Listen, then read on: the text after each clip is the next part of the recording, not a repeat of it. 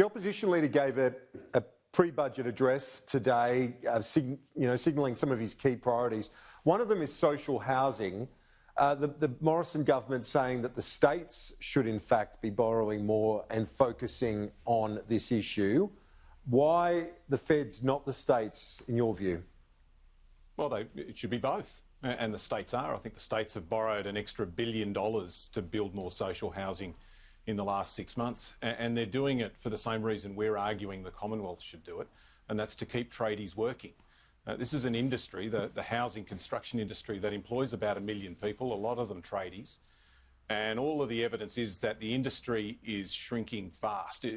According to Treasury estimates, it'll drop from building 170,000 homes last year to 140,000 this year. The housing industry thinks it could be worse than that.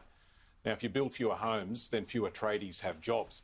So it just makes sense to try and fill that gap with social housing. One of the things that's pretty obvious to most people, Kieran, is that because the borders are shut, there's no migration, so population's not going up. That means fewer homes being built because demand's not there, and that's going to be the case for a couple of years. So you need to fill that gap in the teeth of a recession with government building government housing. It'll put a roof over the head of people who need it, but it'll also keep the people who work in this industry in a job.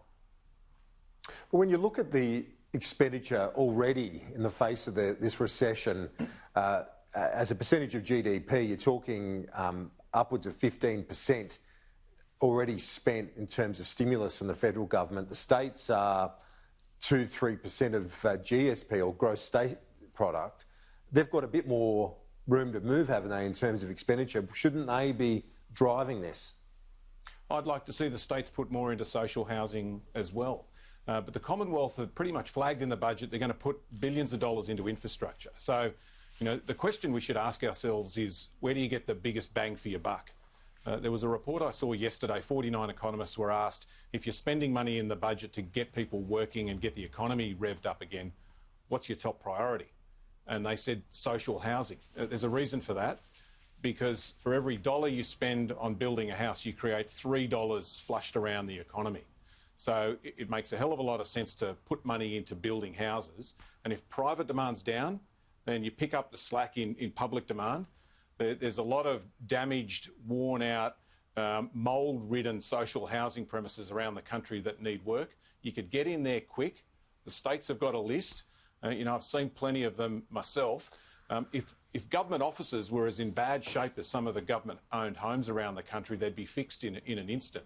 And yet we've got places that are, so mould-ridden that they're not just, places that need to be fixed. They're a health hazard to the kids and the families who live in them. We could be creating work for tradies now by getting them to go in there and fix it. And in the midst of a recession, this is the sort of thing that we could do really quickly and really easily. Where are the worst pockets of neglect in that space? Which states, which cities?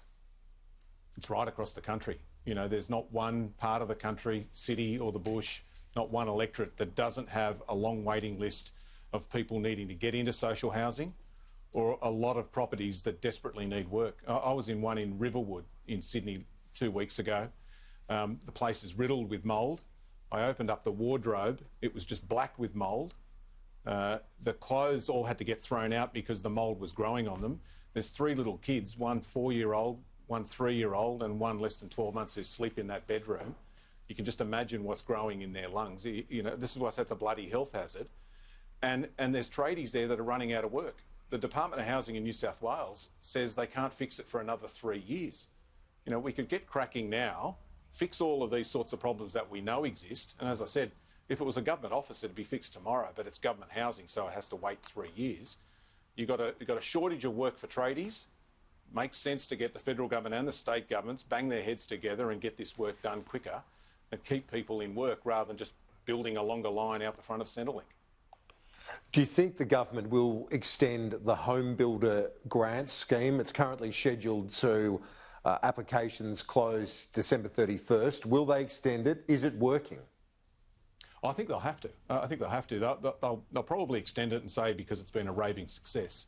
I think they'll have to extend it because it hasn't. It was announced 4 months ago. The data's now in. It shows that even with the home builder scheme factored in, the number of homes that are going to be built in the next 12 months is way down on what it was last year.